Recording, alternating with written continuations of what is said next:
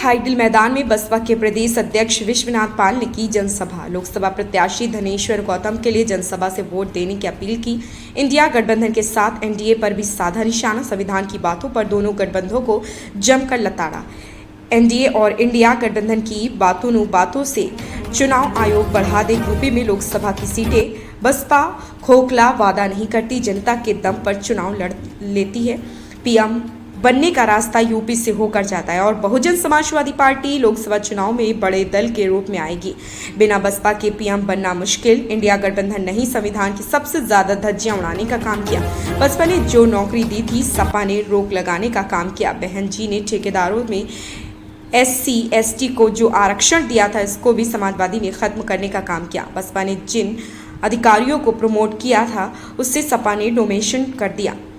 कांग्रेस ने 90 तक पिछड़ों का आरक्षण नहीं दिया। इंडी गठबंधन और एनडीए गठबंधन कुर्सी के चक्कर में संविधान की बातें करते फिरते हैं। संविधान को पूरी तरह से लागू करने की बात बसपा करती है। बसपा का घोषणा पत्र भी, मैनिफेस्टो भी अगर कुछ है तो बाबा साहब का बनाया भारतीय संविधान। जनता से धनेश्वर गौतम के लिए मतदान करने की अपील की प्रदेश अध्यक्ष विश्वनाथ पाल ने।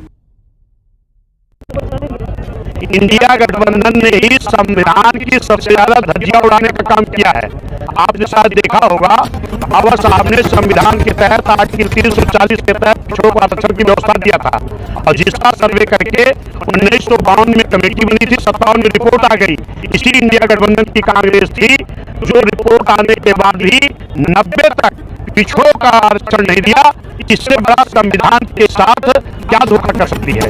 और जो समाजवादी उनकी जोड़ीदार है, ये समाजवादी पार्टी जो मान्या बहन जी ने पिछड़े समाज के, SC समाज के, ST समाज के बाबा साहब के आरक्षण की दी हुई नौकरी, जो पूरे देश में करोड़ों नौकरी खाली है, बैकलॉग की भर्ती जिसे कहते हैं, पूरे देश में कहीं नहीं भरी गई।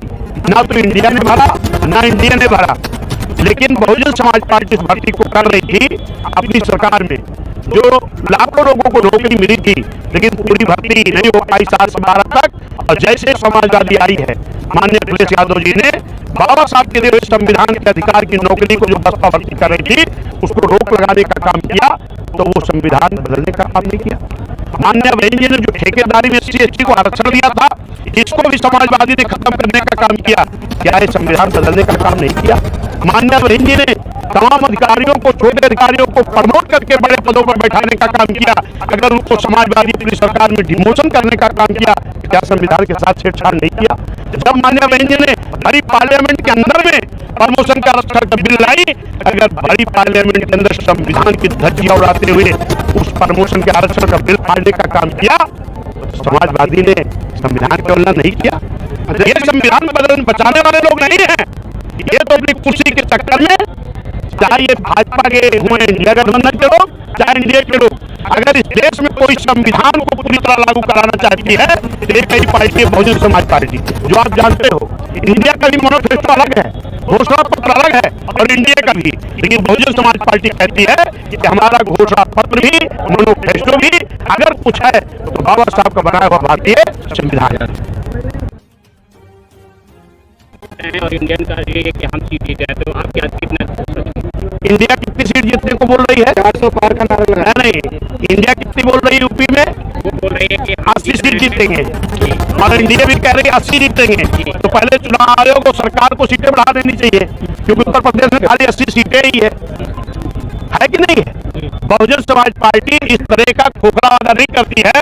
निश्चित है कि बहुजन समाज पार्टी जनता के दम पर चुनाव लड़ रही है, जनता के गठबंधन के बल पर चुनाव लड़ रही है। निश्चित है कि उस उत्तर प्रदेश में जहां से प्रधानमंत्री का रास्ता जाता है, जनता के गठबंधन के बल पर इंडिया और एनडीए दोनों को पीछे छोड़ते हुए बहुजन समाज पार्टी बड़े दल के रूप में